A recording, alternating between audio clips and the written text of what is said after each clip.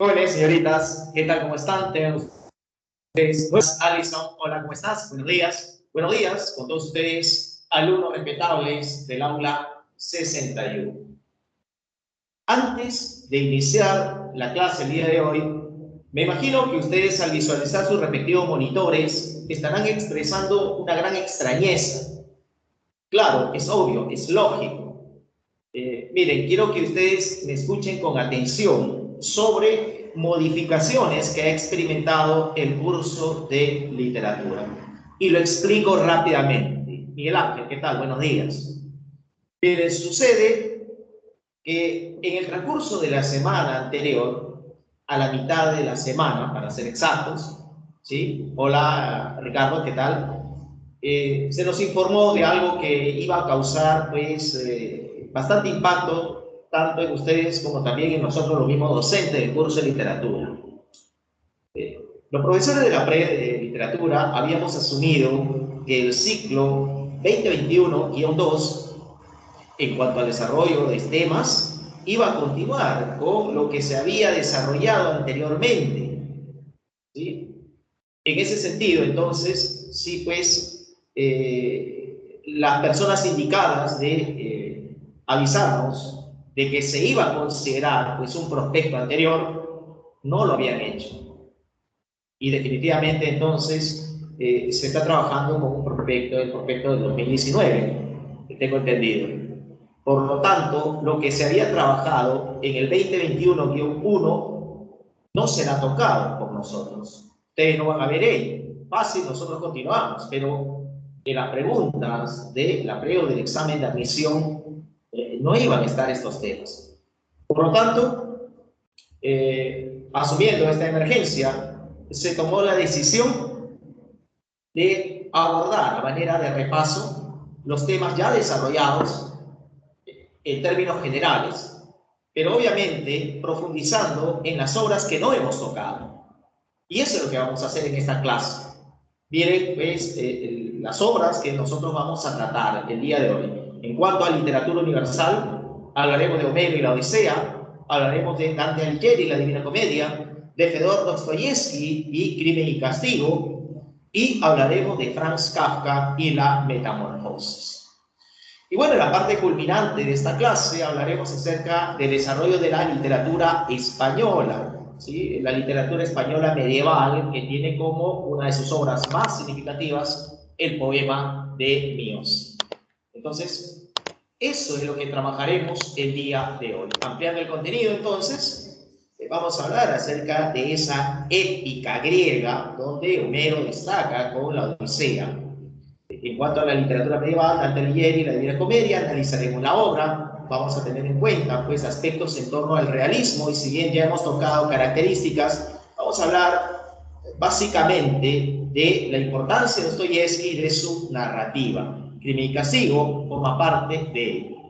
En cuanto a la literatura contemporánea, esa narrativa que aparece en la primera década del siglo XX, pues uno de sus representantes es Franz Kafka y analizaremos la Metamorfosis, ¿no? Finalmente, en cuanto a la literatura española del medioevo, hablaremos del poema de Míos. Entonces, son bastantes puntos a tratar. Trataré de desarrollar cada uno de estos en forma, pues, bastante sucinta, pero también profundizando en el análisis de las respectivas obras. En cuanto a la historia literaria y apreciando el desarrollo de la literatura universal, hemos apreciado, pues, una serie de etapas, ¿no? Evidentemente, ¿no? Donde, por ejemplo, en esa edad antigua, si bien es cierto, nosotros hablamos de la literatura griega y hablamos de la tragedia, también destaca la épica griega. Homero será el autor entonces de la Odisea. En la Edad Media, que está constituido por dos momentos, ¿sí? Vamos a ver cómo aparecen diversas manifestaciones literarias, ¿no? La Divina Comedia de Dante Alighieri, los Cantares de Gesta, etc., ¿no? Tengamos en cuenta que la Edad Media se desarrolla del siglo V hasta el siglo XV después de Cristo. Sobre la Edad Moderna también nosotros hemos tenido, es información básica, ¿no? Sabemos que es un periodo histórico en donde se aprecia el desarrollo de tres movimientos culturales: Renacimiento, Barroco e Ilustración. Finalmente, hemos hablado acerca de la narrativa que se desarrolla en esta época, esta edad contemporánea. Podríamos hablar entonces de aquella literatura que se manifiesta en el siglo XIX y en los inicios del siglo XX. Es un panorama general, entonces, de lo que vamos a tratar. Empezaremos hablando de aquella literatura de la edad antigua. Habíamos mencionado la importancia de la literatura griega, ¿no? Aquella que se destaca por su carácter formativo, por su originalidad y además también porque nos ofrece una serie de manifestaciones que serán consideradas como modelos universales. Pues una de esas manifestaciones es la épica griega. Y cuando hablamos de la épica griega, definitivamente estamos hablando de una literatura que estaba en formación. Destaca entonces la presencia de Homero, un poeta del cual se dice habría vivido durante el siglo VIII a.C. Homero perteneció precisamente a esa época de formación de la literatura griega, una época en donde no existía la escritura y todas esas expresiones literarias se difundían a través de la oralidad. A Homero se le atribuye la autoría de dos importantes epopeyas, muy conocidas ellas. Estamos hablando de la Ilíada y la Odisea.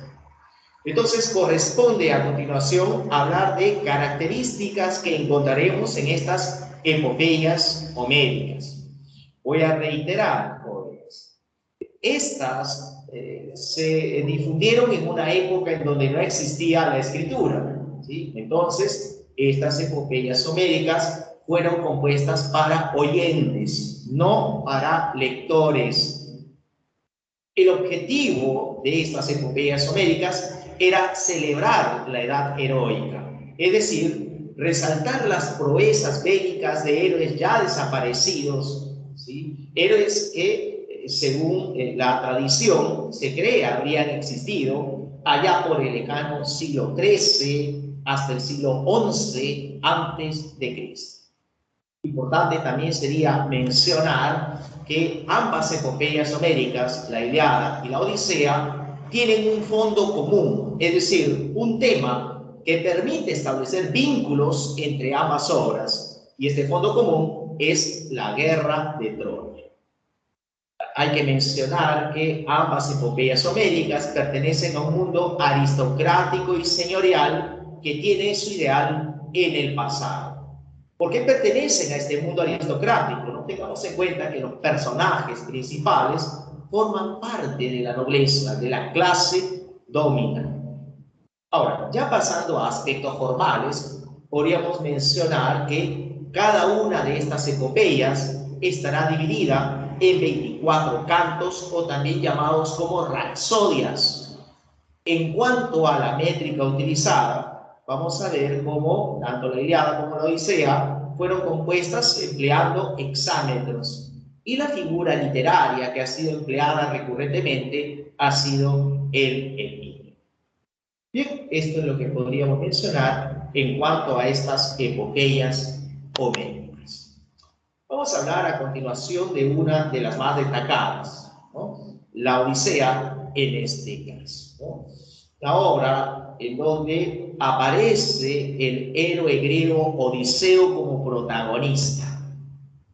Tras la victoria de los griegos en Troya, muchos de los héroes procuraron retornar a sus respectivas patrias. Es el caso, por ejemplo, de Agamenón, quien procura retornar a Micenas. Es el caso de Menelao, Esparta, Néstor, Apilos. Pero en el caso de Odiseo, vamos a poder apreciar cómo él se demorará en retornar a su patria Ítaca, aproximadamente 20 años, ¿no? Entonces vamos a ver por qué la demora. Entonces, en el inicio de la Odisea vamos a poder apreciar el concilio de los dioses, es decir, una gran asamblea en donde se exponen, pues, argumentos en favor y en contra de Odiseo para que éste pueda retornar finalmente a su patria Ítaca. Es Atenea quien procura ayudar, pues, a este héroe. ¿Qué pasa con Odiseo? Odiseo se encuentra en la isla de Ogygia conviviendo con la ninfa Calixo. Odiseo piensa que ha estado allí 7 días y en realidad ha estado 7 años. Pero vamos a ver cómo Odiseo se muestra en muchos momentos muy pensativo. Él se deja llevar por sus pensamientos y en ellos evoca, pues, a su patria Ítaca y recuerda también a su familia, a su mujer Penélope y a su hijo Telemo. Así entonces veremos cómo finalmente se le concede la voluntad a Atenea y se le envía un mensaje a Calixo. Ella debe dejar en libertad a Odiseo. Entonces, a pesar de que Calixo está muy enamorada de Odiseo, le brinda la ayuda que éste requiere para retornar a Ítaca, viaje que ha de realizar obviamente a través del mar. Pero ¿qué acontece en la lejana Ítaca? En Ítaca, tras el mucho tiempo de ausencia de Odiseo, su gobernante, unos aristócratas, a los cuales vamos a llamar como los pretendientes, irrumpen en el palacio de Odiseo y ellos pretenden ocupar el lugar dejado por el rey.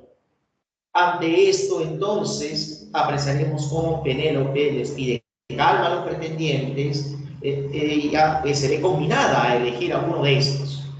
Penélope recurre a una argucia. Ella dice que va a tejer un telar y que cuando lo acabe escogerá a uno de esos pretendientes. Pero ella tejía, pues, en las mañanas, en las noches, destejía dicho telar y así prolongaba la espera. Mientras tanto, Telémaco, viendo la actitud de los pretendientes, sale de Ítaca en busca de noticias de su padre.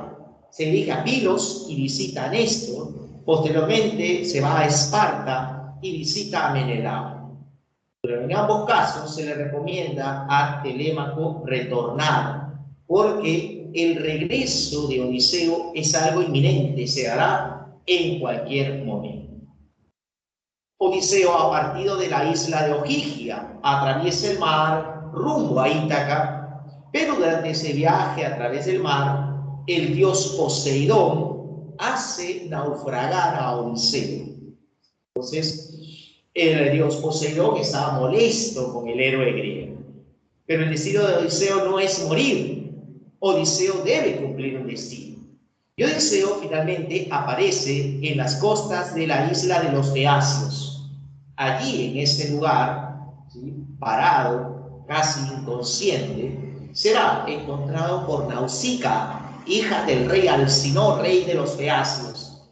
Ella lo lleva ante su padre, y el rey Alcinor, al ver al forastero, lo recibe con modales, le ofrece un banquete, y entonces vamos a ver cómo será incorporado, pues, a atestiguar una serie de juegos florales. Durante ese banquete, un Aedo recita las grandes acciones bélicas de los griegos en Troya. O sea, se menciona al caballo de Troya incluso, y se cuenta que la victoria griega fue posible gracias al ingenio de un tal Odiseo. Y Odiseo, entonces, quien estaba escuchando sus propias acciones, se emociona a tal punto de derramar lágrimas. Y entonces decide revelar su identidad, algo no muy común en Odiseo, y luego contará sus múltiples aventuras al rey Alcinor. Entonces, dentro de esas aventuras, pues, le cuenta cómo es que llegó al país de los Cicones, cómo llegó a la isla de los Lotófagos, cómo es que en la isla de los Cíclopes, gracias a su inteligencia, gracias a una argucia, pudo vencer a Polifemo. Posteriormente cuenta su visita, pues, a la isla del dios Eolo. Más adelante, pues, se menciona cómo es que Odiseo pudo sobrellevar, pues, esa situación bastante complicada durante su estancia en la isla de la maga Circe, ¿no? Aquella hechicera que convertía a los hombres en cerdos. Y es justamente tras ser coaccionada Circe por parte de Odiseo que ella le da consejos para poder sobrellevar lo que viene posteriormente. Gracias a esos consejos, Odiseo, por ejemplo, visita el mundo del Hades, el mundo de los muertos. Posteriormente, vamos a ver cómo Odiseo llega a poder escuchar el canto de las sirenas, logra sobreponerse pues, a la presencia de los monstruos marinos, Caribdis y Escila. Finalmente se menciona la llegada a la isla del dios Helios y finalmente se cuenta su permanencia en Ogygia. Tras escuchar esto, entonces el rey Alcinón le brinda la ayuda que requiere Odiseo. Y con esa ayuda, finalmente, tras 20 años de ausencia, Odiseo regresa a Ítaca. Pero antes de entrar en contacto con la población, Atenea, quien tiene otra apariencia, transforma a Odiseo en un mendigo para que no sea reconocido. Y a pesar de ello, su perro Argos lo reconocerá. Lo ha esperado durante todo ese tiempo. Él lo lisquea a Odiseo y luego cae muerto. Así vamos a ver entonces cómo después, a pesar de esa imagen que proyecta Odiseo, será reconocido por el pastor Eumeo y por su nodriza Euriclea. Como mendigo, Odiseo atestigua pues el comportamiento de estos pretendientes, quienes han descubierto el engaño del telar por parte de Penélope y obligan a la reina a escoger a uno de ellos como el futuro gobernante de Ítaca. Entonces Penélope evalúa toda esta situación y finalmente determina lo siguiente: aquel que quiera ocupar el lugar de Odiseo debe cumplir un reto, y ese reto consistirá en tensar el arco que le perteneció a Odiseo y hacer disparar una flecha que debe atravesar 12 anillos ubicados en hachas invertidas. Es un reto sencillo. Aquel que lo cumpla será el nuevo rey de India. Entonces, los pretendientes pues, estarán totalmente contrariados y sorprendidos. Es prácticamente imposible cumplir ese reto. Ni siquiera tensar el arco de Odiseo podrá. Entonces, vamos a ver cómo en estas circunstancias, mientras en el gran salón del palacio los pretendientes aspiraban a cumplir ese reto, Telémaco, quien ya ha descubierto que ese mendigo era su padre, junto con otros sirvientes, cierran las puertas del gran salón. Y en un descuido, el mendigo, que estaba allí en un rincón, coge el arco, lo tensa, dispara la flecha que atraviesa los 12 anillos ubicados en hachas invertidas, y en ese momento los pretendientes se preguntan quién es ese mendigo. El mendigo se quita los harapos y lo reconocerán. Se trataba de Odiseo, quien ahora está presente en su propio palacio. Y Odiseo se ha de vengar de los pretendientes, matándolos. Incluso recurre a la ayuda de Telémaco. Una vez muertos los pretendientes, Odiseo ordena limpiar el gran salón y anuncia su llegada. La reina Penélope no lo puede creer, pero ella duda y se pregunta: ¿es este hombre el que hace 20 años se fue de aquí? Y como duda, entonces le pone una especie de ardid, ¿sí? Una especie de trampa. Y le dice: Odiseo, seguramente tú estás muy cansado tras tu largo viaje de retorno. Así que he dispuesto que retiren nuestro lecho nupcial de la habitación que nos pertenece para que sea llevado a una habitación más amplia y pueda descansar. Al escuchar estas palabras, Odiseo se da cuenta de esa treta y le dice a Penélope: ¿pero cómo es posible, mujer, que hayan podido sacar el lecho nupcial esa cama que yo mismo he tallado en la corteza de un árbol, que yo mismo he adornado, es imposible retirarlo de allí.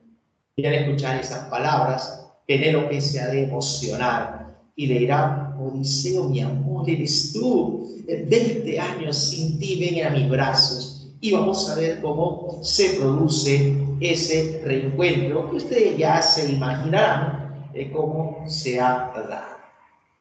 Y sin embargo, vamos a ver cómo tras ello, los familiares de los pretendientes estarán muy molestos por el regreso de Odiseo. Ellos dicen: Odiseo se fue con una tripulación y ha regresado solo. Los ha mandado a la muerte a ellos. Ahora regresa y ocasiona más muerte. Hay que levantarnos contra él. Y entonces se produce una revuelta, la cual finalmente es disipada con intervención de Zeus y de Atenea, quien precisamente se encargaba de proteger al héroe griego. Y así finaliza entonces la Odisea. Entonces, vamos a tener en consideración pues algunos aspectos importantes que debemos considerar en relación a la obra. Por ejemplo, la temática. El tema principal es el retorno de Odiseo a Ítaca, pero también destacan otros temas como el amor a la familia, el amor a la patria, la fidelidad, la venganza, la muerte, etc. Importante sería señalar que vamos a ver cómo prevalece el mérito de la astucia y el ingenio del héroe Odiseo. Es Atenea quien siempre se ha de encargar de proteger a este héroe. Odiseo logra triunfar en una época en donde es más útil la inteligencia que la propia fuerza. Además, habría que agregar pues, la concepción que tiene Homero en relación pues, a la vida, expuesto ello a través de la Odisea. Para Homero, la vida es asumida como un viaje difícil cuyos peligros son necesarios afrontar para poder realizar el destino personal. Y esto es entonces lo que podríamos mencionar en relación a la Odisea.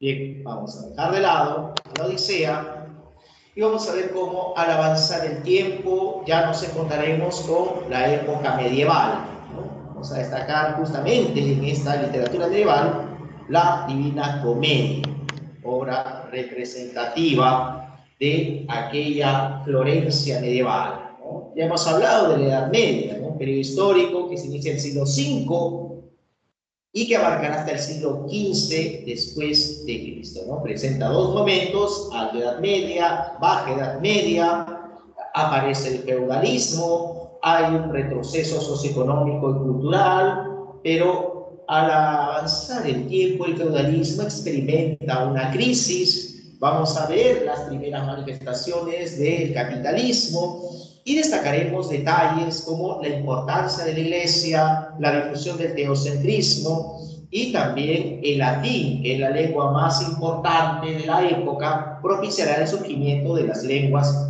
vulgares. Estos aspectos nosotros ya lo hemos tocado. Hablemos entonces a continuación de uno de los exponentes de esta literatura medieval, Dante Alighieri. Dante Alighieri nació en Florencia en el año 1265. Perteneció a la nobleza florentina. Él fue partidario de los güelfos, quienes tenían como rivales políticos a los gibelinos. A lo largo de su vida ejerció diversos cargos políticos, pero cuando los gibelinos accedieron al poder, Dante Alighieri experimentó el destierro en el año 1302. Vivió en varias ciudades, nunca regresó a Florencia y él dejó de existir en Ravenna en el año 1321.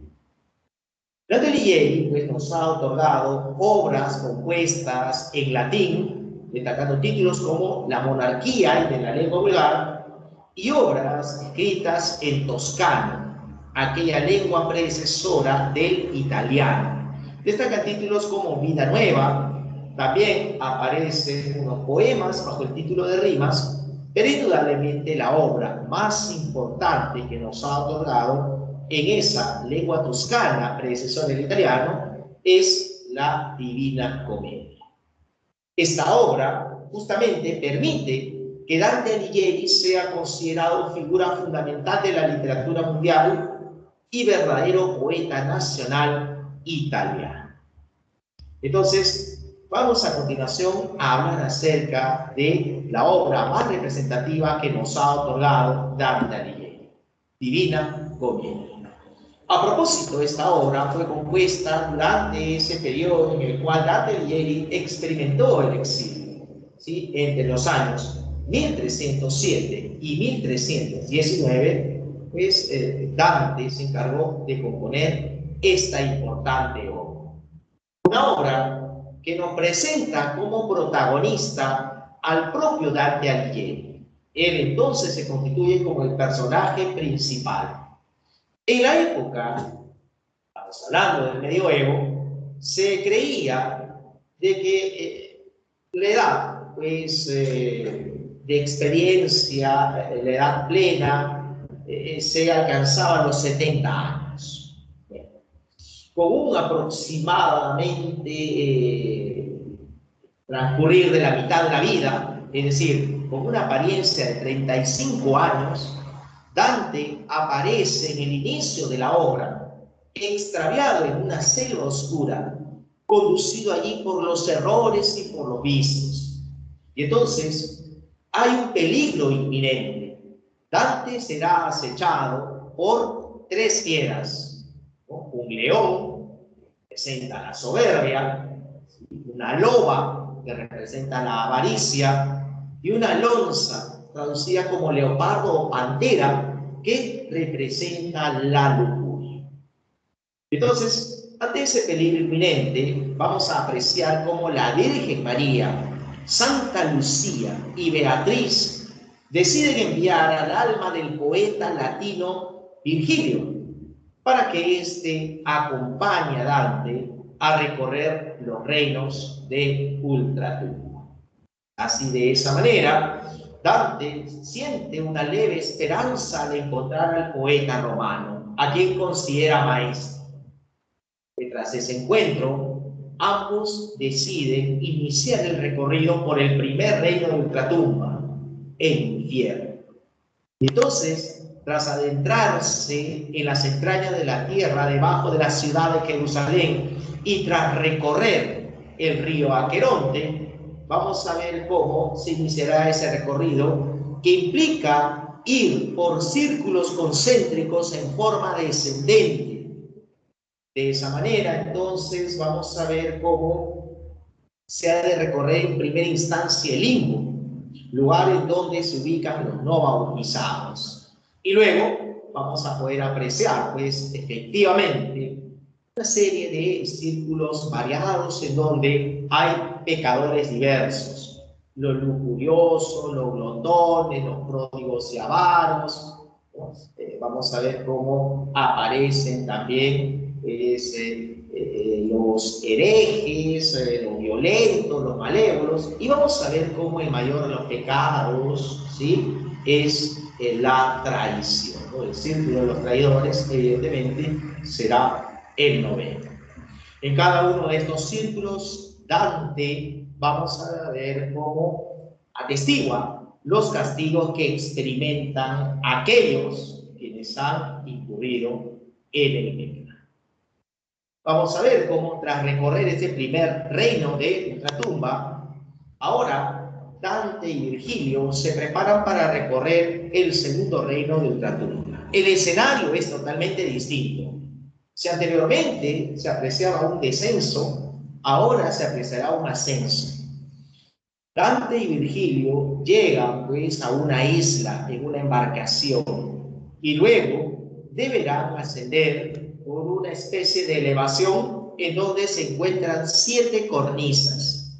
Vamos a ver cómo cada una de las cornisas hace alusión a cada uno de los pecados capitales, ¿no? La soberbia, la envidia, la ira, la pereza. Vamos a ver cómo aparece también aquí la avaricia, la gula y finalmente la lujuria. Entonces, aquí también atestigua Dante los castigos que experimentan los pecadores. Pero estos pecadores son distintos a los del infierno. En el infierno se encuentran los pecadores que no se han arrepentido. En el purgatorio, los pecadores arrepentidos. Finalmente, vamos a ver cómo Dante se prepara para recorrer un nuevo reino de ultratumba, el paraíso. Sin embargo, Virgilio no puede ingresar al paraíso debido a que es pagano, es decir, debido a que no ha sido bautizado. Y aquí emerge la presencia de Beatriz. Beatriz entonces será la encargada de acompañar a Dante a recorrer los cielos que conforman el paraíso. Y en resumen, aquí en este último reino de ultratumba, Dante atestigua la dicha de la que gozan los bienaventurados, es decir, aquellos quienes no han incurrido en el pecado. Atestigua la recompensa para esos hombres justos. ¿Quién es Beatriz? Seguramente ustedes se preguntarán. Bueno, sucede que Dante consideró a esta mujer como el amor de su vida. A pesar de que él contrajo nupcias con Gemma Donati, él siempre consideró a Beatriz como el amor de su vida. Y el recuerdo de ella está presente en esta obra y también en otra obra como Vida Nueva. Entonces, en ello consiste la historia que nos ha otorgado Dante Alighieri a través de Divina Comedia, ¿no? Entonces, recordemos, ¿no? Dante nos muestra en el infierno los castigos de los pecadores que no se, perdón, de los pecadores, sí, efectivamente, que no se han arrepentido. En el purgatorio, pecadores arrepentidos, y en el paraíso, la recompensa que merecen los hombres justos. Tengamos en cuenta, tengamos en consideración ello.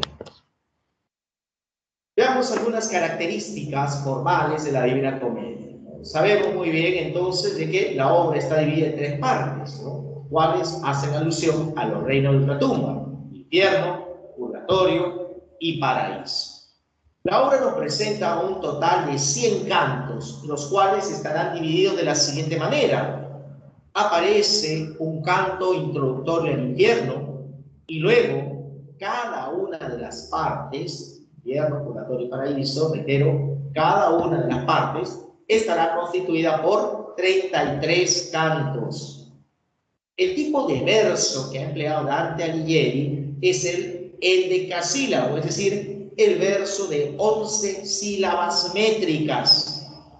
Ahora, en la composición de la obra se aprecia el uso del tercero, es decir, una estrofa constituida por 3 versos endecasílabos, ¿no? Ustedes están visualizando en sus respectivos monitores cómo aparecen allí 3 tercetos, y recordemos que cada verso de cada uno de estos tercetos es un endecasílabo. Habría que mencionar también cómo constantemente en la obra se hace referencia al número 3. El número 3 tiene en la obra una connotación religiosa, puesto que se le asocia a la Divina Trinidad. Tenemos en cuenta entonces que cuando hablamos de Divina Trinidad, estamos hablando de 3 entidades en una: Padre, Hijo y Espíritu Santo. Ahora, por otro lado, la Divina Comedia es catalogada como un poema épico de tipo alegórico. ¿Por qué de tipo alegórico? Por la utilización de símbolos. Constantemente en la obra vamos a poder apreciar una serie de símbolos que el autor nos ofrece. Mencioné, por ejemplo, hacia el principio, cómo es que aparecían 3 bestias que acechaban a Dante y su respectiva simbología. Pero hay otras simbologías, ¿no? Por ejemplo, vamos a poder apreciar cómo el ascenso por el purgatorio o por el mismo paraíso implica alcanzar, pues, el perdón divino. Por otro lado, pues, vamos a tener en cuenta cómo Virgilio representa a la razón y Beatriz representa a la gracia, la pureza. ¿Por qué el autor utiliza estos símbolos? Bueno, vamos a ver cómo, gracias al uso de esos símbolos, Dante Alighieri, a través de Divina Comedia, expone sus ideas acerca de religión y acerca de la sociedad. Entonces, por eso es que la obra recurre a estos símbolos y es considerada alegórica. Lo que pretende Dante Alighieri, definitivamente, es asumir una misión profética. Busca contribuir a la reforma del mundo, al cual considera como corrupto y anárquico. Y es por ello que nos presenta, pues, una obra que busca impactar el ánimo del lector, busca que el lector reflexione. Para eso, entonces, nos presenta las consecuencias de incurrir en el pecado, las consecuencias de los errores, ¿sí? Los diversos castigos, tanto en el infierno como en el purgatorio, pero al mismo tiempo nos presenta esa contraparte, es decir, la recompensa que merecen los hombres justos, y esto se ha deseado en el paraíso. Entonces, esto es lo que podríamos considerar de vital importancia en relación, pues, a Divina Comedia, obra representativa de Dante Alighieri y de esta literatura médica. Bien, vamos a dejar de lado entonces a Divina Comedia. Vamos a continuar hablando acerca del desarrollo, pues, de propuestas literarias. Y vamos a ver cómo muy atrás queda ya el desarrollo de la literatura medieval. Vamos a hablar acerca de la literatura que se manifiesta durante el siglo XIX. Habíamos mencionado que el realismo surgió en Francia y que tenía, pues, como objetivo brindar una imagen verosímil de la realidad y presentarnos los conflictos que se suscitan entre el individuo y su sociedad. Grandes exponentes de ese realismo francés fueron escritores como Stendhal, Honoré de Balzac y Gustave Flaubert.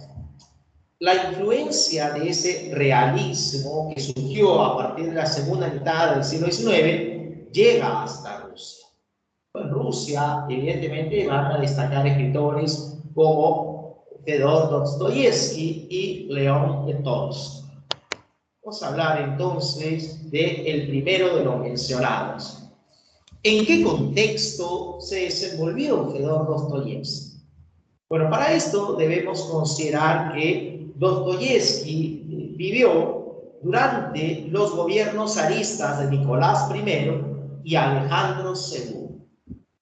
Vamos a ver entonces cómo durante el zarismo de Nicolás I vamos a encontrarnos con una serie de situaciones conflictivas. Cierto sector de la aristocracia quería conciliar el zarismo con las ideas liberales provenientes de Europa occidental, porque consideraban de que Nicolás I era un zar muy autoritario, ¿no?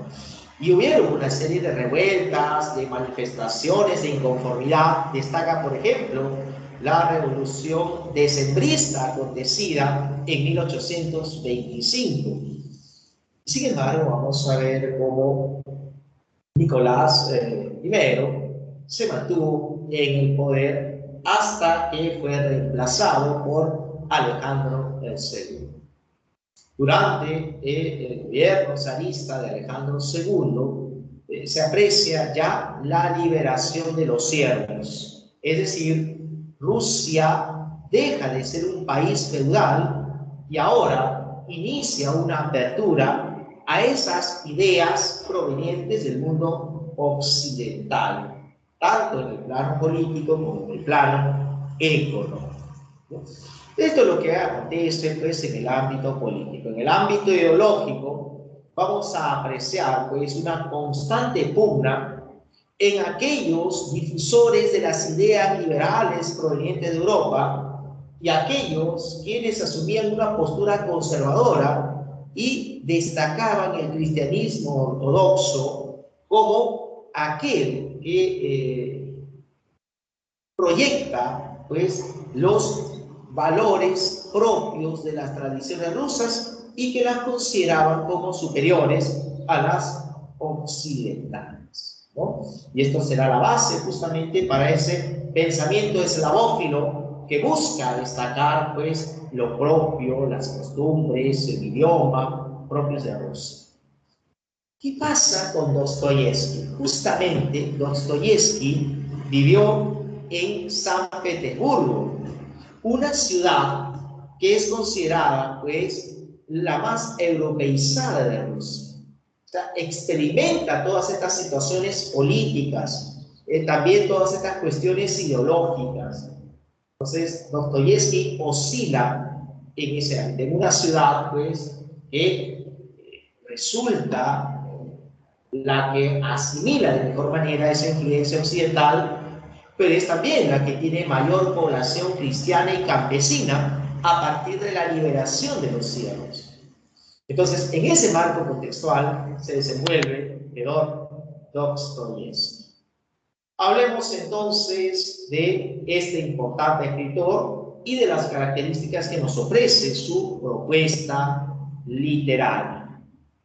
Fedor Dostoyevsky, quien nació en Moscú en el año 1821, alcanza una gran trascendencia en la literatura universal debido a que él se le considera ser el verdadero iniciador de la novela psicológica. Y es que tengamos en cuenta que la propuesta narrativa, novelística que nos ha otorgado Fedor Dostoyevsky refleja con gran intensidad ese complicado mundo interior de sus personajes y al mismo tiempo procura un profundo análisis de la subjetividad, de las vivencias psicológicas que experimentan estos mismos personajes. Esa es la valoración que se le otorga a Fedor Dostoyevsky. Dostoyevsky será entonces el autor de innumerables obras novelísticas. Podríamos hablar de Pobres Gentes, El Jugador, El Idiota, Humillados y Ofendidos, Memoria del Subsuelo, Crimen y Castigo, Los Hermanos Karamazov. Son algunos de los títulos que nos ha otorgado pues Fedor Dostoyevsky. Evidentemente, nosotros vamos a continuación a destacar pues, las principales características que nos ofrece pues, su propuesta narrativa. Como bien había mencionado, vamos a ver cómo Fedor Dostoyevsky, a través de sus obras, procura realizar un profundo análisis de la subjetividad de sus personajes. Es decir, vamos a ver cómo él nos muestra los conflictos internos que experimentan estos personajes, sus miedos, sus temores, sus frustraciones, sus angustias, sus limitaciones, etcétera, etcétera.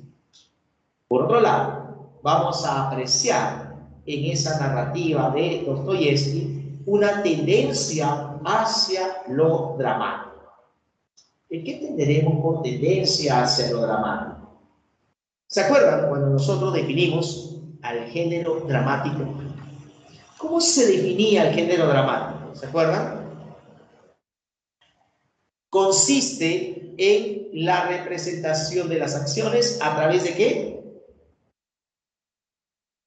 En el desarrollo del género dramático, que era muy importante. ¿Cómo se representaban las acciones? Había dos elementos fundamentales en el teatro. ¿Cuáles son esos elementos?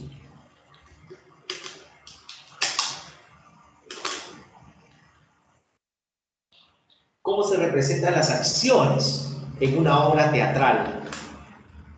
¿A través de qué? A través de el movimiento y a través del diálogo, ¿verdad? ¿Correcto? Muy bien, Nicole. Entonces, por eso se dice que la narrativa de Dostoyevsky desarrolla una tendencia hacia lo dramático porque le da importancia al diálogo, que es fundamental en el género dramático, ¿sí? Los personajes, a través del diálogo, emiten su punto de vista, nos muestran sus impresiones, dan de pronto su perspectiva en relación a un determinado acontecimiento. Incluso una forma de diálogo es el monólogo, que es recurrentemente empleado por Raskolnikov. Entonces, tendencia hacia lo dramático, que se aprecia en la narrativa de Dostoyevsky. Podríamos hablar también de preocupaciones morales y religiosas. Claro que sí. Esto como consecuencia justamente de esa situación conflictiva en la cual hemos apreciado cómo, por un lado, se difunden los valores occidentales, ¿no?, propios de las ideas liberales, y por otro lado están los valores tradicionales rusos. Entonces, vamos a ver cómo se plantea ello. Dentro de esas características también debemos mencionar la solidaridad con el sufrimiento humano. Los personajes evidentemente no son ajenos a las diversas circunstancias negativas y aciagas que experimentan otros personajes. Entonces, quienes han tenido la oportunidad de leer Crimen y Castigo recordarán, pues, por ejemplo, aquel momento en el cual Raskolnikov, quien no tiene dinero, quien vive inmerso en la pobreza, quien no come, al ver la situación miserable en la cual vive Marméladov, junto a su mujer, junto a sus hijos, ¿qué hace Raskolnikov? No tiene dinero y el poco dinero que posee, unas cuantas monedas, se las deja en el alféizar de una ventana. Extraño ese carácter solidario. Entonces, estamos apreciando. Y finalmente, religiosidad atormentada es otra de las características de la narrativa de Dostoyevsky. Personajes en los momentos más difíciles exponen justamente ese sentido religioso, ¿no? Lo vincula a los padecimientos, al dolor que experimentan, a la esperanza, etc. Entonces, estas son las características de la narrativa de Fedor Dostoyevsky. Muy bien, vamos a dejar de lado ello y ahora vamos a hablar de una de sus obras más representativas, Crimen y Castigo. Hablemos a continuación del argumento de esta importante obra. Una obra muy extensa. Seguramente ustedes han tenido la oportunidad de leerla. Algunos tal vez han acabado la lectura de esta obra, otros no. Pero evidentemente es uno de los clásicos de la literatura. Bien, hablemos entonces de esta historia.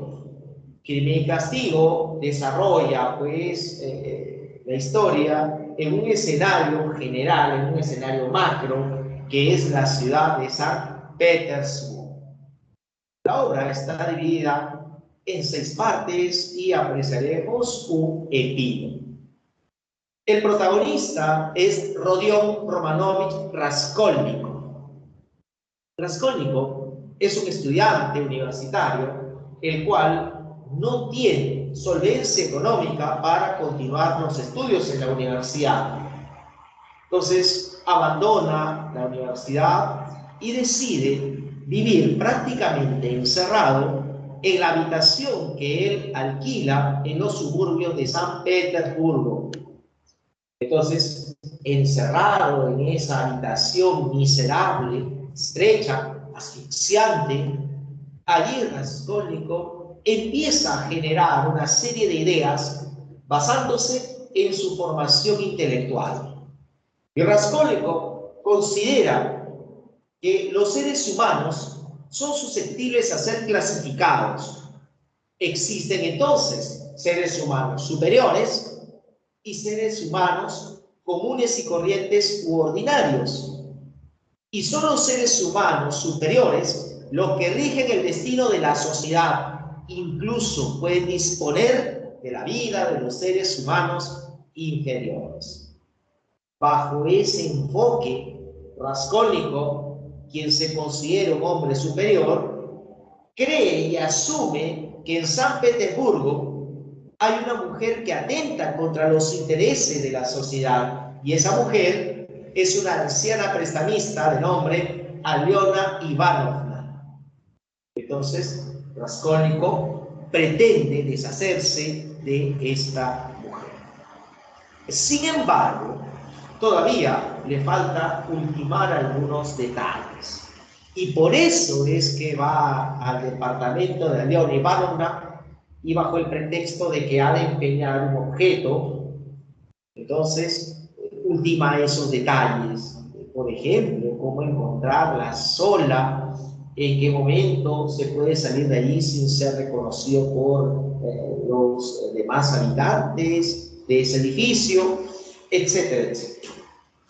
Entonces, vamos a ver cómo, tras empeñar ese objeto, Raskolnikov ha recibido pues una cantidad miserable.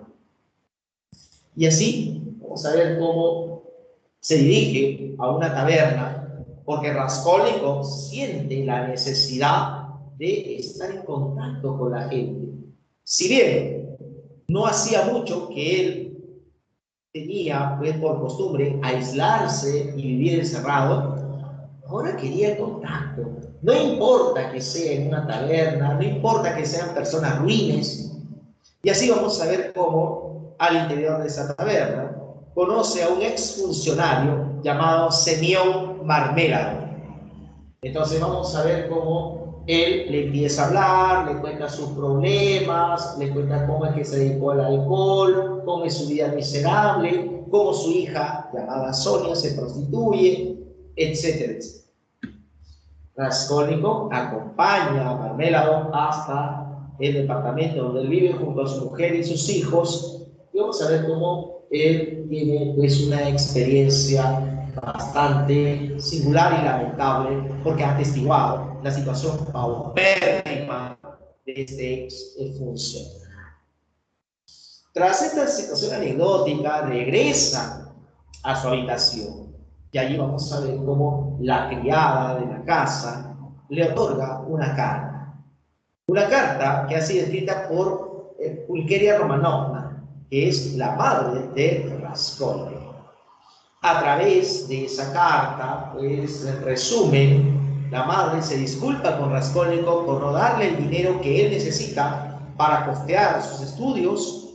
También le cuenta que Dunia, la hermana de Raskolnikov, había tenido un percance con los Svidrigailov, pero posteriormente ha iniciado un romance con un tal Lukin, con quien dice ella pretende casarse, y gracias a la dote de ese matrimonio se podrán costear los estudios de Raskolnikov. Finalmente, en esa misma carta se anuncia que tanto ella, Pulcheria, como Dunia arribarán a la ciudad de San Petersburgo para visitar a nuestro protagonista.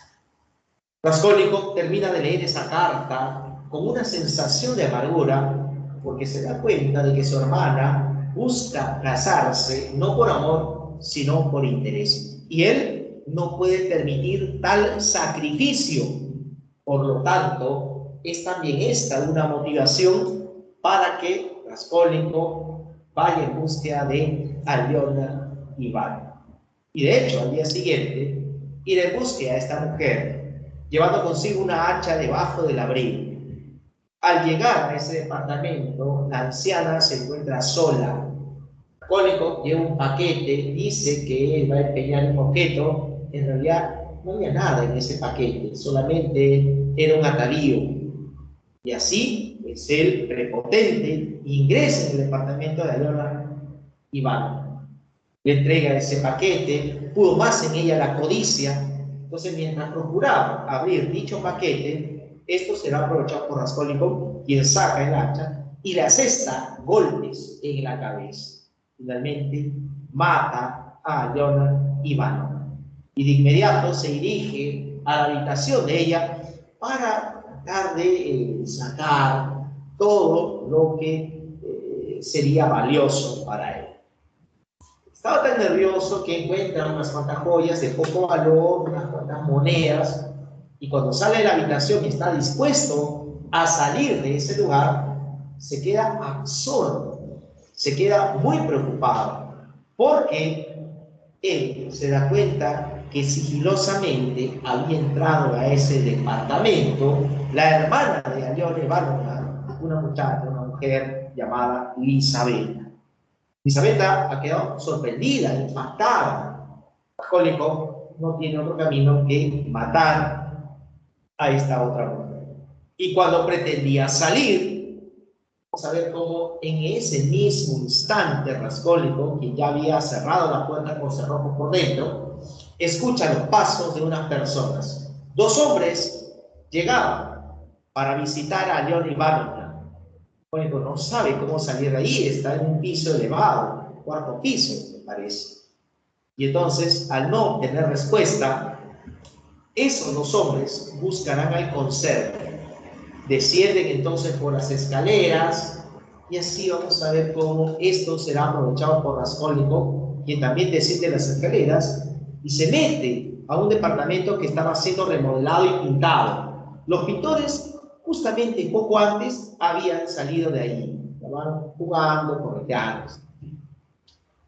Tanto el conserje como los visitantes suben las escaleras y esto es aprovechado por Raskolnikov, quien sale a la calle y a duras penas. Entonces, él llega a su habitación y termina, pues, desmayándose.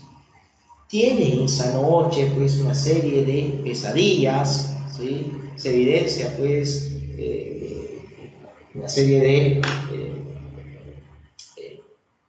ensoñaciones, pero luego él despierta y vamos a ver cómo él, pues, recibe una citación para presentarse a la comisaría.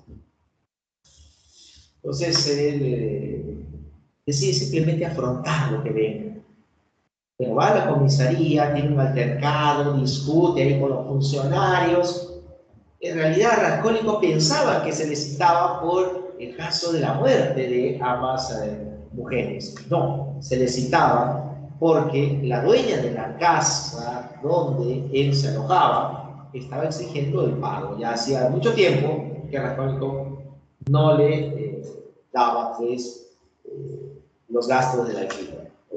Y así vamos a ver cómo finalmente Raskolnikov llega a su habitación nuevamente, se preocupa porque están presentes las evidencias, ¿no? La basta del pantalón, las joyas, en fin.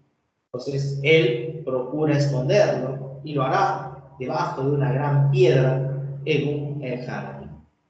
Ahí veremos la preocupación, pues, de las personas allegadas a él. Entre estas personas está su amigo Razumikin, estará también el joven médico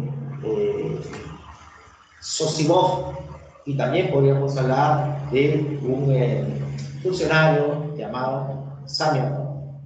Así vamos a ver entonces cómo dentro de las muchas cosas que le acontecen a Raskolnikov, quien no quería pensar en el asesinato y se va a la calle, pues, para disiparse, se percata que una carreta había atropellado a Marmela. Y él entonces, con otras personas, lo conducirán hasta su departamento, pero su muerte era inminente. Allí aparece entonces Sonia, de la cual había hablado muchas veces Marmela. Sonia era una jovencita que se dedicaba a la prostitución para ayudar económicamente a su familia. No vivía en el departamento de Marmela, la dueña de la casa, ¿sí? Por cuestiones púdicas, no quería que ella viva ahí. Entonces vamos a ver cómo él promete ayudar económicamente, ¿sí? Sonia. Y veremos entonces cómo cuando procuraba retornar a su departamento, se da con la sorpresa de la llegada de su madre y de su hermana. En esa circunstancia vamos a ver cómo él no desea que su hermana se case con Lujín. Él muestra su total desaprobación. Incluso vamos a ver cómo posteriormente Lujín, quien ya había tenido pues una entrevista previa con Raskolnikov, trata de indisponerlo. Raskolnikov pues, no quiere pues ningún vínculo entre su hermana y él. Tanto Dunia como Pulcheria invitaba a Raskolnikov y al propio Lujín a participar de una reunión en la casa donde ellas se van a hospedar. Vamos a ver entonces cómo esto es algo inadmisible, pero en fin, existen ambos, expone sus argumentos y en este caso, Dunia, quien se pensaba iba a defender a Lujín, opta por defender a su hermano y lo echa. Lujín pensaba, estaba seguro, decía, no, ella me quiere, ella seguramente me pedirá perdón en algún momento, cosa que no es así, no se hará de esa manera. Más adelante veremos cómo Razumikin lleva pues, a Raskolnikov a la casa del juez de instrucción Porfirio Petrovich. Lo lleva para que él solucione algunos problemas, porque es uno de los últimos, de las últimas personas que ha empeñado el objeto y quiere recuperar. Entonces, esto da pie para que Porfirio Petrovich considere a Raskolnikov como el principal sospechoso, aunque no tiene todavía pues, las pruebas fehacientes. Raskolnikov sigue pues, con su padecimiento, con su inestabilidad, ¿no? Con sus temores, y en una ocasión se percata, mientras él estaba desmayado, de la llegada de Svidrigailov. ¿Quién es este personaje Svidrigailov? Arcadio Ivanovich Svidrigailov era un viudo. Cuando su mujer estaba viva, tuvo un altercado con Dunia. Entonces que Svidrigailov quería tener un romance matrimonial con Dunia. Ella obviamente, por su formación, por sus valores, no lo permitió, pero hubo ahí una situación pues lamentable. Svidrigailov siempre sintió atracción por Dunia. Quería que Raskolnikov permita una entrevista entre él y Dunia, algo que Raskolnikov evidentemente no iba a acceder. Entonces, mientras se da toda esta situación, vamos a tener en cuenta pues detalles como por ejemplo Raskolnikov participa de una cena homenaje a Marmeladov. Lujín trata de disponer a Sonia acusándola de robo. Hay un personaje que defenderá a Sonia, quien huye de ahí, se va llorando, va a su departamento, y cuando Raskolnikov va detrás de ella, bueno, vamos a ver cómo él, quien se identifica con este personaje, de manera indirecta le confiesa de que hay un asesino que lo conoce y que ya en otro momento le dirá quién es el autor de ese doble crimen. Así veremos entonces cómo finalmente Raskolnikov le cuenta todo esto a Sonia. El detalle es que esa confesión había sido escuchada por Svidrigailov y este podía o denunciar a Raskolnikov o chantajear a Dunia para tener un encuentro con ella. Es durante el altercado de esta cena que lamentablemente Katerina Ivanovna, viuda de Marmeladov, quien es echada a la calle, pide limosna, pero sufre un ataque y lamentablemente pues, pierde la cordura y termina muriendo, víctima de esa tuberculosis que la estaba consumiendo. Son circunstancias muy difíciles. En fin, tiene que afrontar esto Sonia y por otro lado Raskolnikov tiene que afrontar también otra situación. Porfirio Petrovich se apersona donde Raskolnikov y le dice prácticamente de que sabe que él es el asesino pero que le faltan ultimar ciertos detalles, que lo mejor sería que se entregue. Mientras tanto, Svidrigailov, que ha tenido una entrevista con Dunia, definitivamente no ha podido concretar pues una suerte de arranque pasional con ella, y entonces esto motivará a que Svidrigailov decida entregar su dinero tanto a Sonia como también a una muchacha a quien había estado pretendiendo, y finalmente frente a un gran edificio Svidrigailov se dispara en la cabeza. Raskolnikov, entonces, tras haber confesado todo lo que había hecho a Sonia, entonces él decide entregarse a las autoridades. Previamente, él se despide tanto de su hermana como también de su madre. Así veremos cómo, finalmente, tras una especie de utilizar una palabra adecuada, tras una especie de autocastigo que se impone, ¿sí?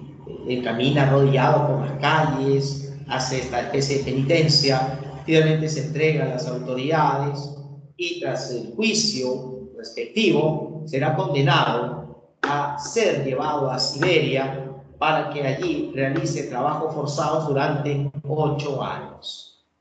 Pero ya para esto Sonia despertaba un gran amor hacia Raskolnikov y decide abandonar la prostitución y acompañar al hombre a quien ama. Mientras él se encontraba pues dentro del presidio, cerca de allí, Sonia se encargaba de visitarlo. Durante ese tiempo de ausencia, vamos a ver pues cómo la madre de Raskolnikov finalmente pierde la cordura, se vuelve loca. Dunia inicia una nueva relación con el mejor amigo de Raskolnikov, Razumikin, y así veremos cómo en prisión, Raskolnikov, tras un año de estancia con los presos, no hablaba con ellos, ellos también lo despreciaban. Raskolnikov se dará cuenta de que no es un hombre superior, es un hombre común y corriente. Él recaerá enfermo, Sonia también, pero cuando ella se recupera y lo vuelve a visitar, Raskolnikov reconoce ahora que está muy enamorado de ella y ella se sorprende, se desespera, pues a ambos un futuro lleno de dicha. Solamente tiene que terminar de cumplir su condena. Y obviamente Raskolnikov deja atrás esas ideas de superioridad.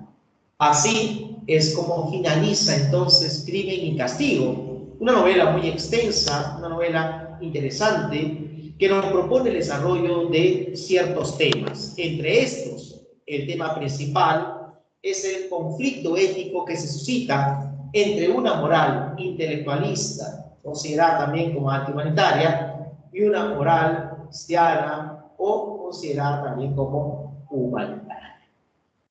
Definitivamente, entonces, la obra nos presenta ese conflicto interno que experimenta Raskolnikov. El conflicto interno que implica, pues, esa lucha entre esos postulados intelectuales y sus convicciones más humanitarias, ¿no? Entonces, lo primero, ¿sí? O sea, esa suerte de postulados intelectuales hacen de que él se considere un ser superior y muestre un gran desprecio por los seres humanos inferiores, incluso considera que puede eliminarse a estos. Entonces, Raskolnikov nos presenta pues esa visión, ¿no?, propia de un ser superior, aquel que puede cometer actos impunes, aquel que no puede o no debe respetar las leyes. Sin embargo, vamos a ver cómo esa otra postura, esas convicciones humanitarias surgen a partir del hecho de haber conocido a Sonia. Sonia es el nexo entre Raskolnikov y el cristianismo. Por eso es que vamos a poder apreciar cómo esas ideas de ayudar al prójimo, la compasión, la misma culpabilidad, o el amor por el prójimo, o el amor en sí, ¿no?, que surgirá más adelante, pues, entre Raskolnikov y Sonia, le otorgan al protagonista un matiz mucho más humanitario. Esto es lo que podríamos mencionar en cuanto al tema principal. Evidentemente nos vamos a encontrar con otros temas. Entre esos temas secundarios aparece el amor como factor de regeneración moral. Y en ese sentido, entonces, vamos a ver cómo ese vínculo sentimental, ¿sí?, esa relación que ha surgido entre Raskolnikov y Sonia, resquebraja todos aquellos postulados antihumanitarios que ofrecía, pues, el protagonista.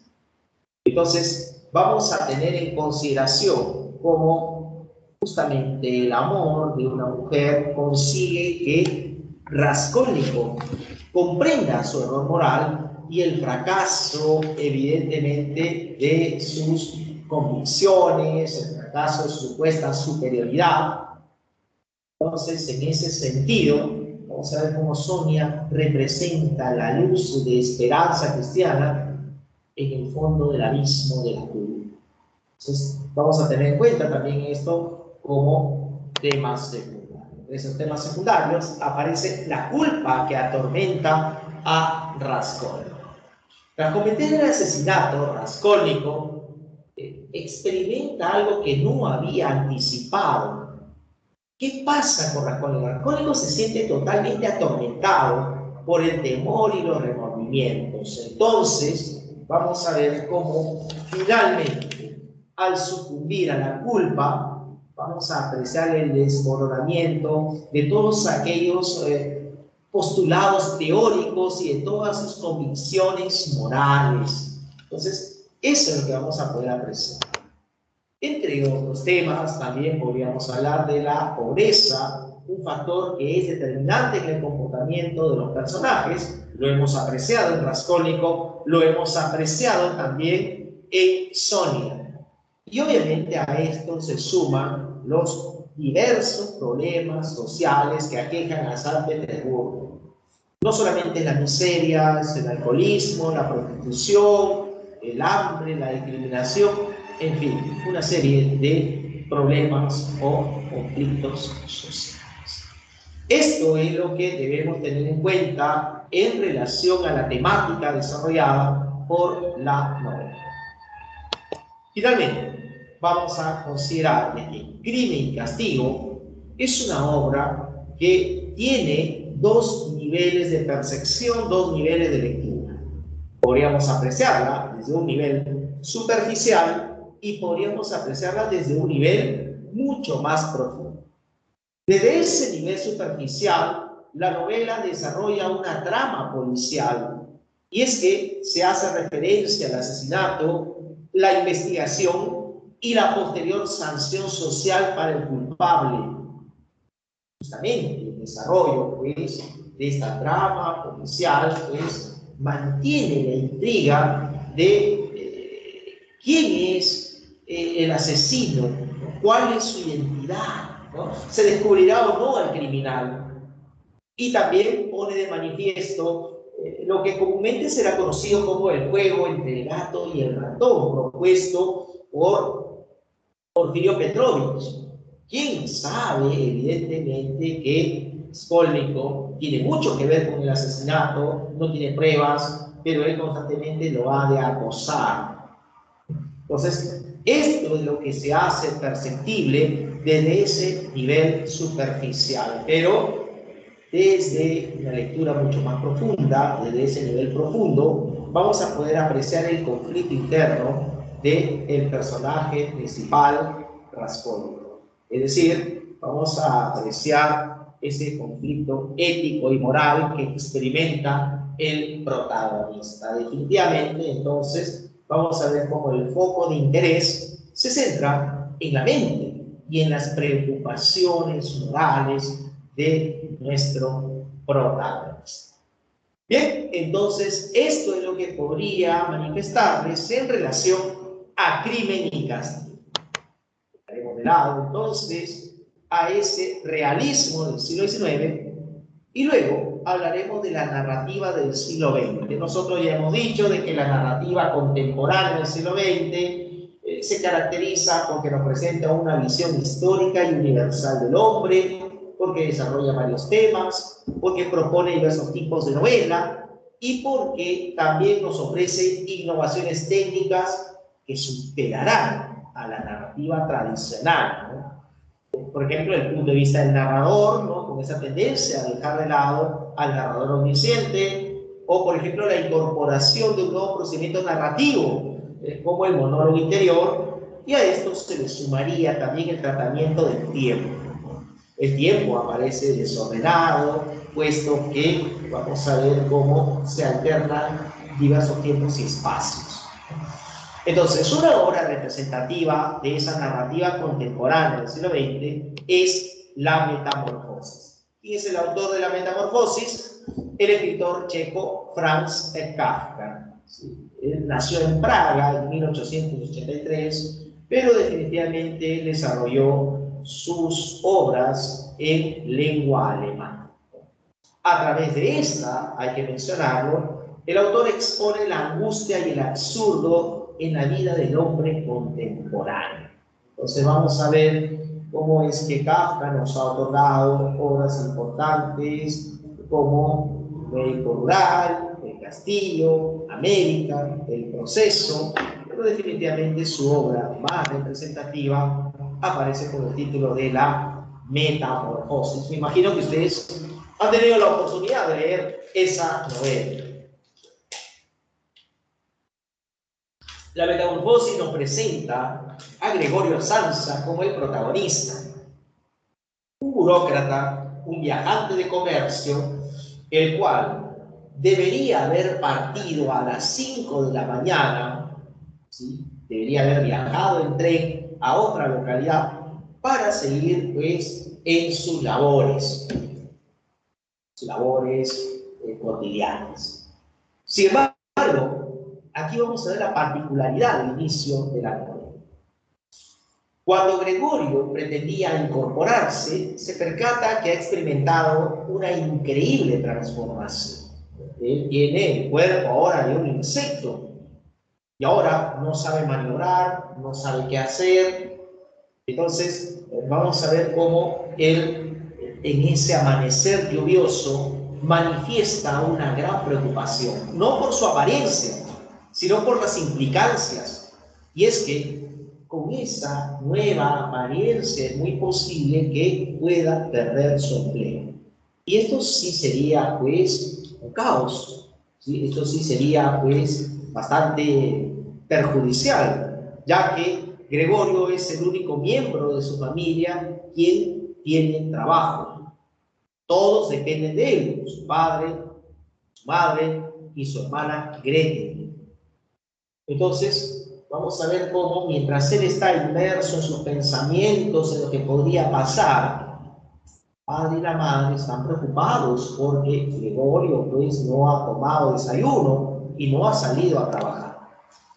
No muy lejos de ahí, vamos a ver cómo el jefe de la empresa para la cual trabaja Gregorio y el gerente están muy molestos porque no lo han visto subir al tren que salía a las 5 de la mañana.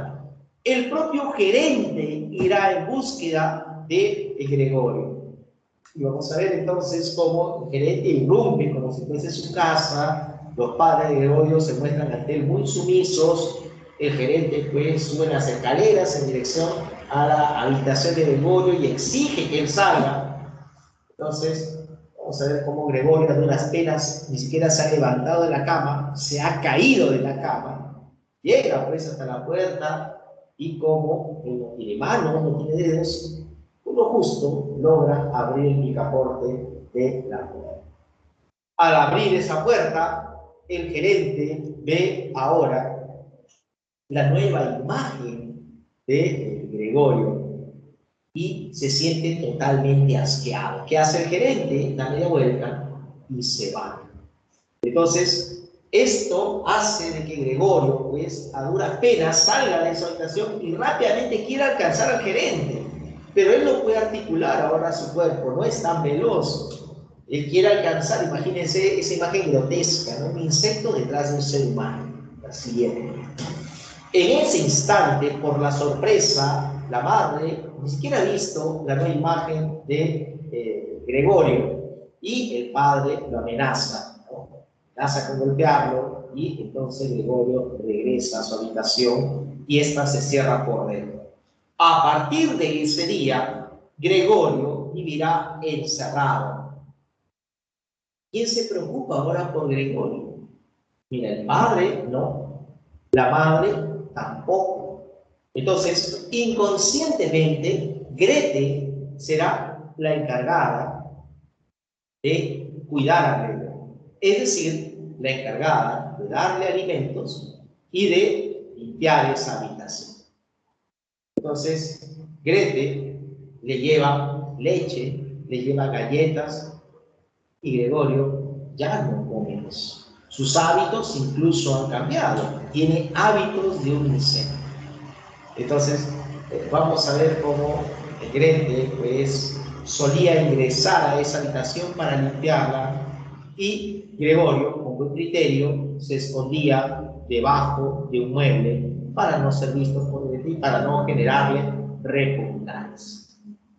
Así veremos entonces cómo al pasar el tiempo, poco a poco Grete, quien se manifestaba solidaria, empieza a abandonar esas actividades, esas labores en favor de Gregorio.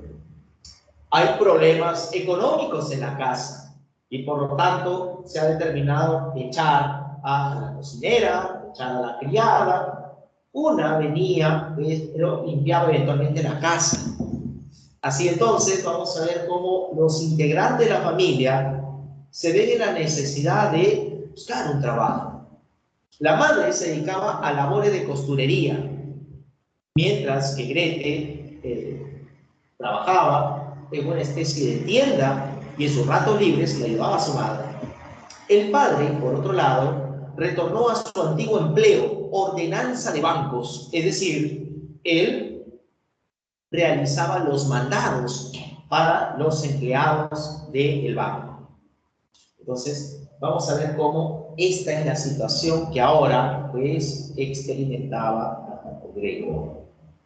Entonces, el padre ha de manifestar, ha de proyectar la imagen pues de esa suerte de alineación, ¿no? Ya que el padre utilizaba ese uniforme todo el día en el banco, regresaba a la casa, no se cambiaba, dormía con ese uniforme y con el mismo uniforme se iba a trabajar al día siguiente. Gregorio, pues, él vivía encerrado en su habitación, a veces, pues, escuchaba comentarios, etc. Un día, la madre, pues, pensando hacer un bien a Gregorio, considera que es necesario sacar unos muebles para que él tenga espacio y pueda desplazarse. La madre, recordemos, no ha llegado a ver a Gregorio. Entonces, Gregorio lo toma de otra manera. Lo está tratando como cualquier cosa y no como un ser que en algún momento volverá a su condición de humano. Y como protesta, Gregorio trepa la pared, miren, había aprendido a trepar las paredes, y se abraza a un cuadro. Y él trata de decir con esto, miren, saquen todo, saquen el escritorio que tantos recuerdos me trae, pero no saquen este cuadro. Y esto lo había hecho en la habitación en penumbra. Cuando la madre ingresa en esa habitación y ve una mancha encima de un cuadro, ella, sorprendida, le dice a Grete que eso es Gregorio y termina desmayándose. Y Grete, que le increpará esto a Gregorio, ¿cómo es posible que hayas hecho eso? Entonces, en ese instante, miren, Gregorio, quien ha salido de la habitación y se ha ido a la cocina, en ese instante llega el padre de trabajar y el padre se entera de lo que ha pasado. Grete le dice, mira lo que ha pasado, no le cuenta lo que ha pasado, pero el padre lo entiende de otra manera, como que Gregorio es el culpable, él ha ocasionado esto, y el padre va en busca de Gregorio. Ahora, el padre y Gregorio están frente a frente. El padre procura agredir a Gregorio. no con palabras, sino físicamente, ¿sí? Y coge una manzana y le lanza a Gregorio. A duras penas, pues Gregorio le esquiva, pasado muy cerca. Pero el padre tiene otras manzanas consigo.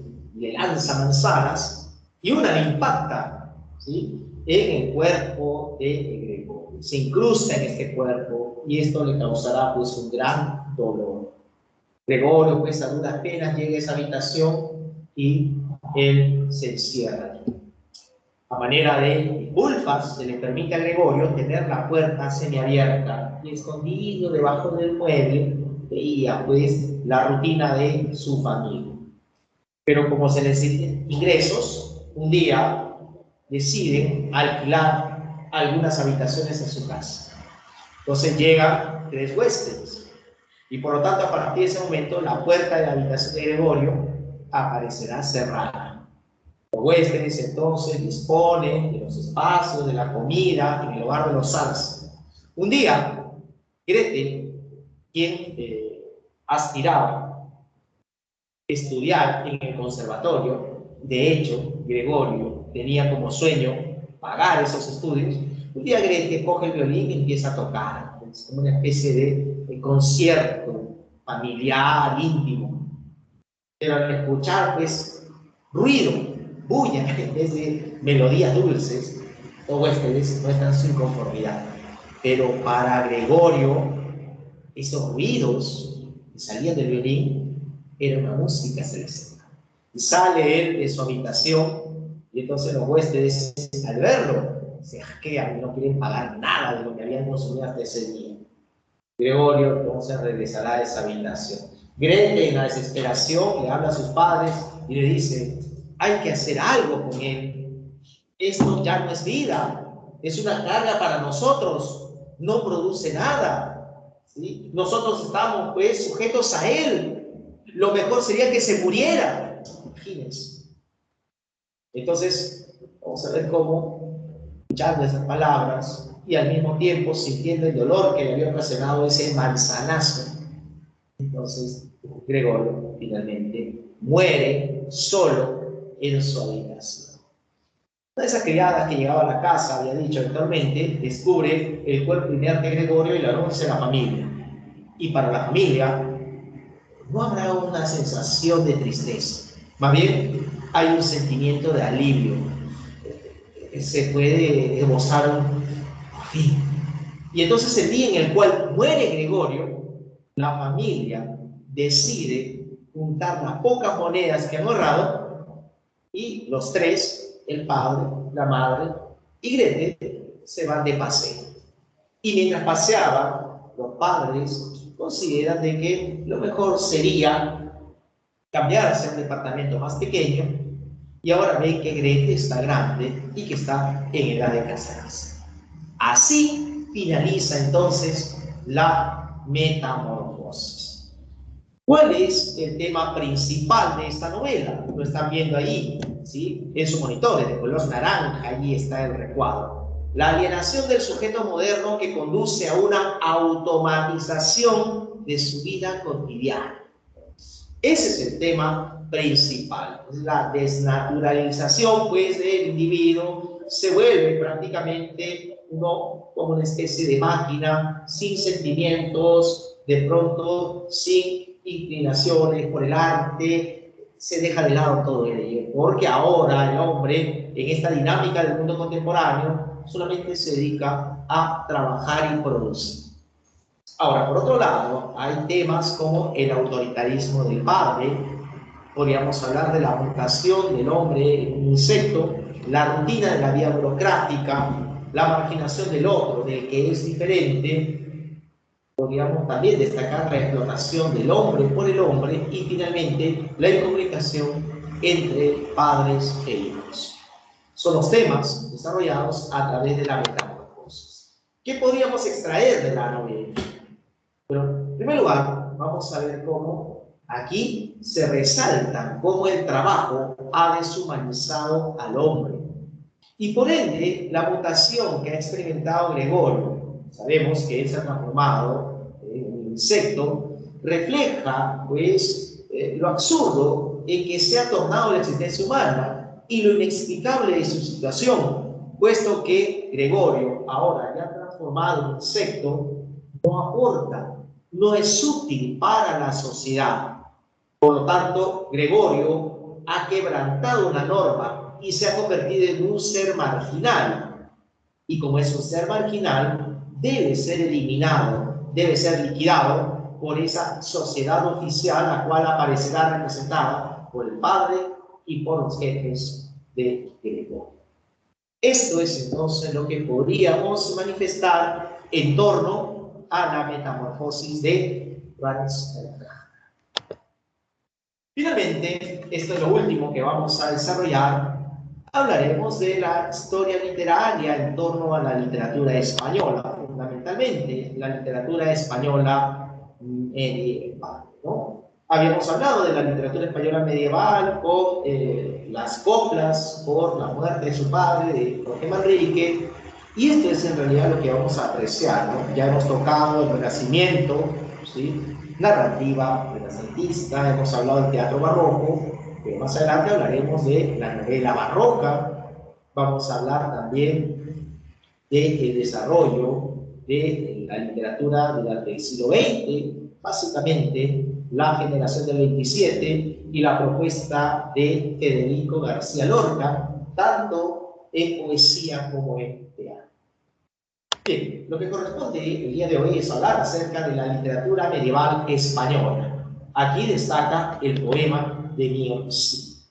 Veamos el contexto en el cual se manifiesta esta literatura medieval en España. Como bien había mencionado en algún momento, comprende todas aquellas manifestaciones literarias desarrolladas entre el siglo V y el siglo XV después de Cristo.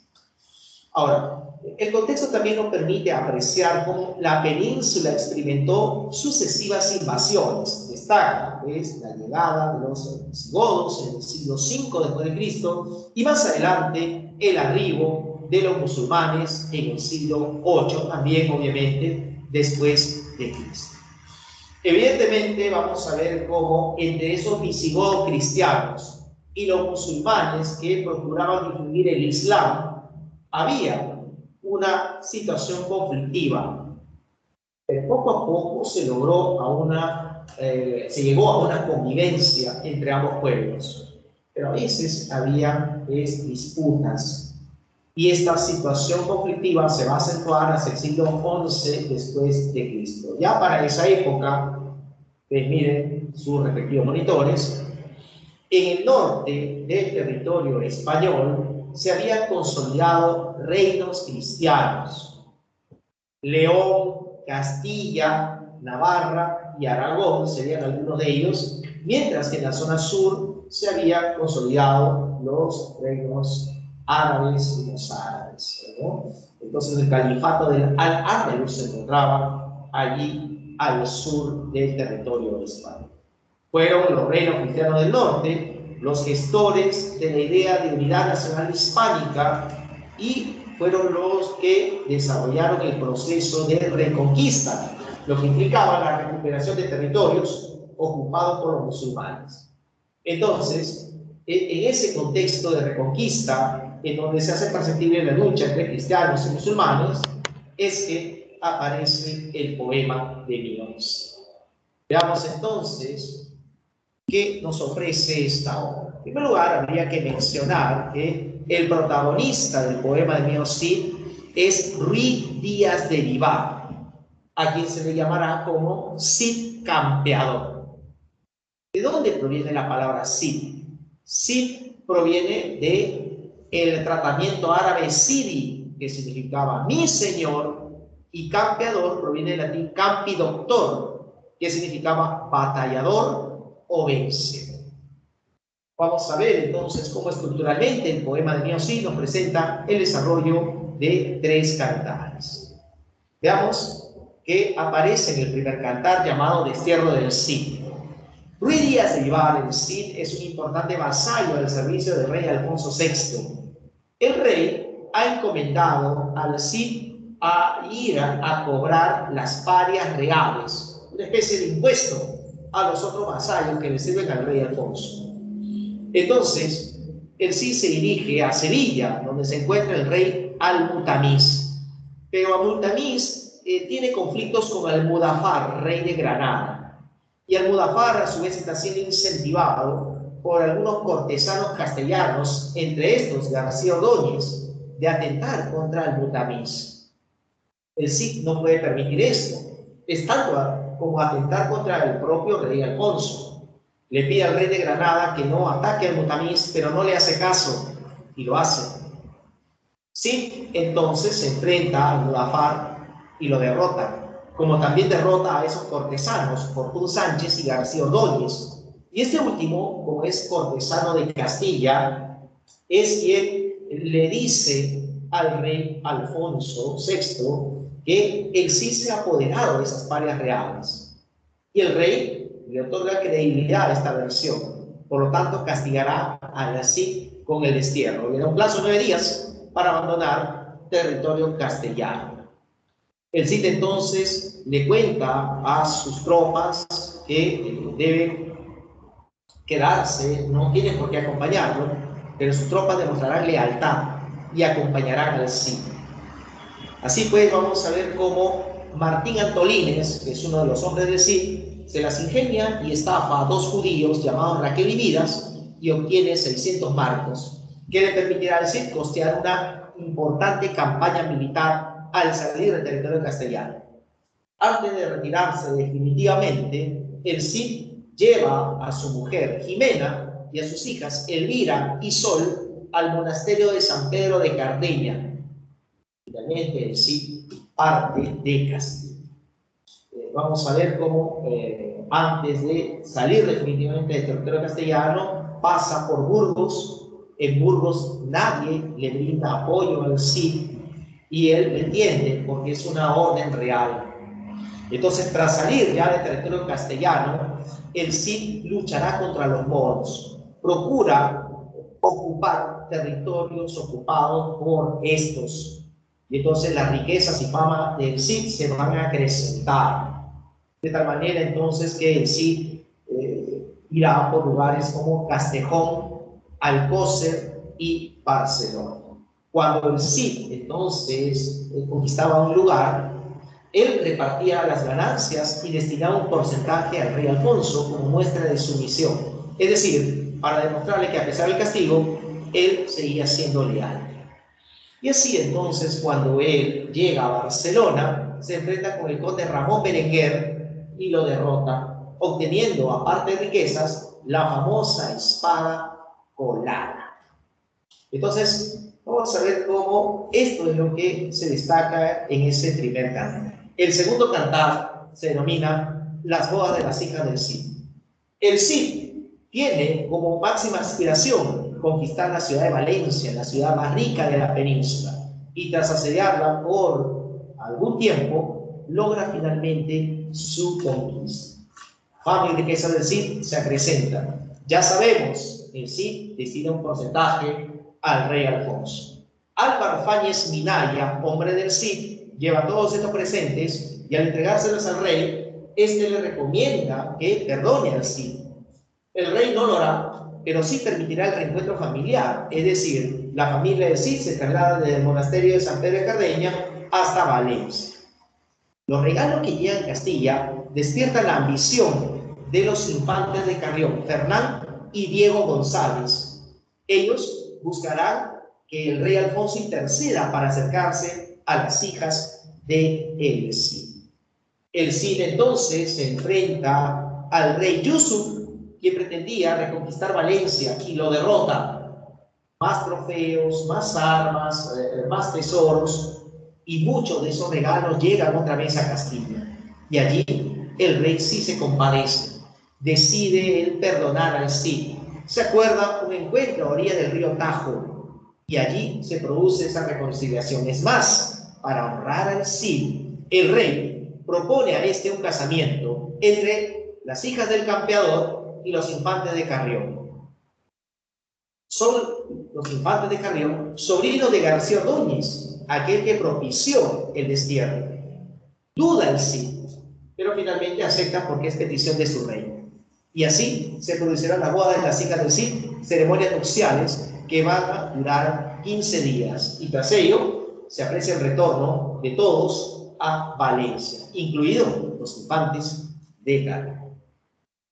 El tercer y último cantar se llama La Afrenta de Cortes. Vamos a ver cómo, instalados en Valencia, los infantes de Carrión demuestran su cobardía ante un león que se ha escapado y que es domado por el Cid. Mientras esto causa risa y hilaridad entre las tropas del Cid, este recibe la noticia que el rey Búcar, rey de Marruecos, pretende atacar Valencia. Y el Cid asume con alegría esta noticia.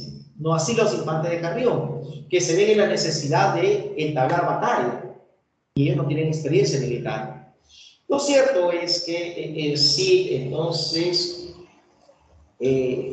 se alegra por esta noticia, se prepara para ese enfrentamiento, y los infantes de Carrión, para demostrar que no son cobardes, también estarán presentes en el campo de batalla. Pero a ellos les ocurren situaciones graciosas, como a Fernán González, ¿no? Lo cierto es que el Cid tiene una falsa creencia del valor de sus yernos. La victoria será nuevamente para el Cid. Ingentes cantidades de riquezas y tesoros repartidos. Incluso el Cid obtiene una segunda espada famosa llamada Tizona. Entonces, vamos a ver cómo el Cid pues, estará muy contento acompañado de sus yernos. Pero los infantes de Carrión consideran que con esa riqueza merecen estar casados, mejor dicho, con de pronto las hijas de reyes o de emperadores, ¿no? Y desprecian al infanzón que era el Cid. Entonces, consideran que el Cid se ha burlado de ellos y entonces se vengarán de este azotando a sus esposas en el Romeral de Cortes. Los infantes de Carrión habían decidido retirarse a su tierra natal Carrión, llevando consigo a sus esposas, pero actuaron cobardemente. Y esto incomoda al Cid y él pide justicia al rey. El rey convocará a la corte de Toledo, y en esta corte de Toledo se les pide en primera instancia a los infantes de Carrión que devuelvan las espadas Colada y Tizona que habían sido regaladas por el campeador. También se les pide la devolución de la dote del matrimonio. Entonces, vamos a ver cómo no tenían esa cantidad de dinero en esos momentos, y por ahí alguien les sugiere que se pague con especias. Luego, el Cid exige un juicio de armas en contra de los infantes de Carrión. Entonces, los infantes de Carrión lucharán con los hombres del Cid, terminando pues estos primeros derrotados y catalogados como cobardes. Entonces, mientras se producía esto, emisarios provenientes de Navarra y de Aragón llegan con la noticia de que los infantes de esos lugares pretenden casarse con las hijas del Cid, y se prevé nuevas nupcias, y a partir de ese matrimonio el Cid quedará emparentado con reyes de España. El Cid, hacia el final entonces del tercer cantar, se dice por su avanzada edad dejará de existir. Eso es entonces lo que podríamos apreciar en el poema de Miocid. Analicemos esta obra. Sabemos que es una obra que pertenece al género épico, y en cuanto a la especie se trata de un cantar de gesta. El autor es anónimo, pero habría que mencionar que Ramón Menéndez Pidal, que es uno de los estudiosos más importantes, sostiene la tesis que fueron dos juglares quienes compusieron el poema de Miocid. Uno, el más primitivo, sería el de San Esteban de Gormaz, y este habría compuesto la obra en el año 1110. El otro, el juglar, que probablemente pertenecería a Medinaceli, habría conocido esta versión, la habría reformulado y le habría agregado elementos fantásticos. Su versión dataría del año 1140. Habría que mencionar también que Pere Abad es el copista del manuscrito más antiguo, que data del año 1307. En cuanto a aspectos formales, la obra, ustedes lo están apreciando, está dividida en tres partes, ¿sí? Corresponden a los tres cantares ya conocidos. Se ha empleado la métrica irregular. Los versos oscilan entre 10 y 20 sílabas métricas, preponderan aquellos de 14 y aquellos de 16. La rima es asonante o imperfecta, aparecen series monorrimas, es decir, vamos a apreciar cómo una misma rima se hace perceptible en cada una de las tiradas. Ahí en el material de trabajo ustedes aprecian esas tiradas y van a ver hacia el final de los versos cómo es la misma rima la que se repite. En cuanto a la temática, el tema principal es el destierro y la recuperación de la honra del Cid, mientras que los temas secundarios son el ascenso social por méritos en la guerra, el enfrentamiento entre dos tipos de nobleza, la linajuda, la del linaje, la tradicional, y la nobleza advenediza, la guerra santa, la lucha entre cristianos y musulmanes, el amor familiar, el honor, la venganza, etc. Referencias geográficas. Se describen, pues, varios lugares de territorio español, en forma detallada, ciudades como Valencia y Burgos, y también lugares establecidos entre Luzón y Medinaceli. En cuanto a las referencias socioculturales, se aprecia el clima de Guerra Santa, cristianos y musulmanes tratan de imponer su religión y su modo de vida, y la aparición de personajes de distintos estratos sociales.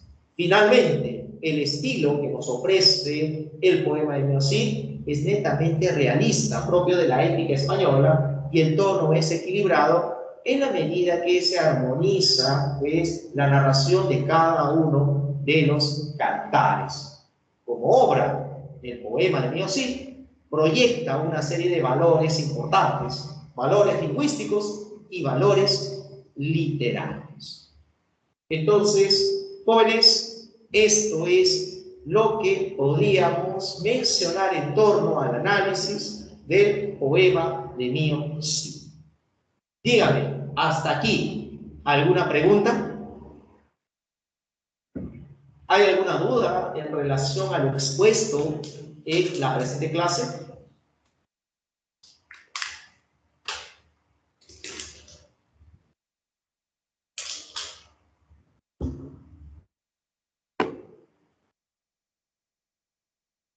Me gustaría que me respondan, por favor, alguna duda en relación a la exposición de esta presente clase.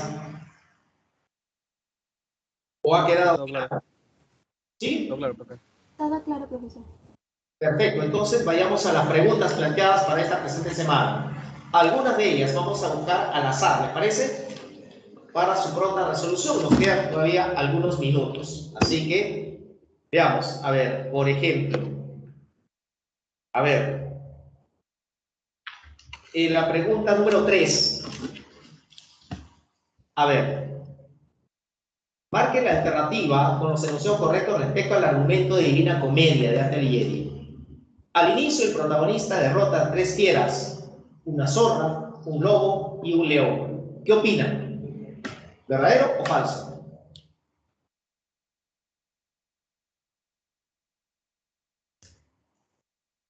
Enunciado 1, ¿verdadero o falso?